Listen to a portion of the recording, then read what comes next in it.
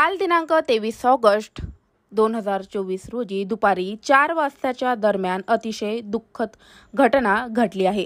त्याचा वृत्तांत असा की मृतक तरुण युवक निलेश प्रकाशराव गुजर हा आपल्या मावशीच्या घरी दर्यापूर येथे सिव्हिल लाईन परिसरात मागील 15 वर्षांपासून राहत असून शिक्षण घेत होता।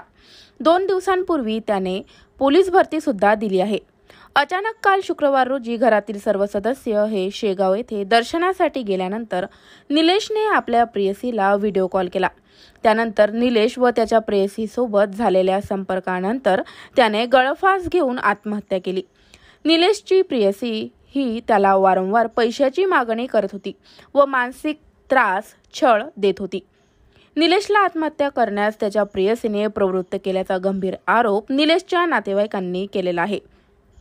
या संदर्भात निलेशच्या प्रेयसीवर व तिच्या कुटुंबियांवर गुन्हा दाखल करावा यासाठी निलेशच्या नातेवाईकांनी दर्यापूर पोलीस स्टेशन येथे शनिवार रोजी धडक दिली। सदर गुन्हा होणार नाही तोपर्यंत आम्ही पोलीस स्टेशनमधून जाणार नाही, ही भूमिका मृत्यूच्या नातेवाईकांनी घेतली होती। त्यामुळे आता या गंभीर घटनेत दर्यापूर पोलीस काय कार्यवाही करणार हे सुद्धा पाहणे महत्त्वाचे ठरणार आहे।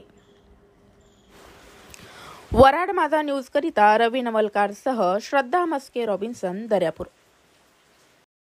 माझा भाऊ चिरंजीव निलेश प्रकाशराव गुजर राहणार सिव्हिल लाईन याचा काल आकस्मिक मृत्यू झालेला आहे। तरी आमची सगळं कुटुंबीय व मित्रपरिवारांच्या तर्फे त्याच्या मृत्यूस कोण कारणीभूत आहे आणि त्या मृत्यूला त्याला कोण परावृत्त केलं याची आम्हाला शहानिशा करायची आहे व संबंधित इसमावर आम्हाला गुन्हा दाखल करायची आहे। एवढीच आमची न्यायपालिकेवर आमचा विश्वास असून आम्हाला न्याय मिळवून द्यावा एवढीच आम्हाला विनंती आहे।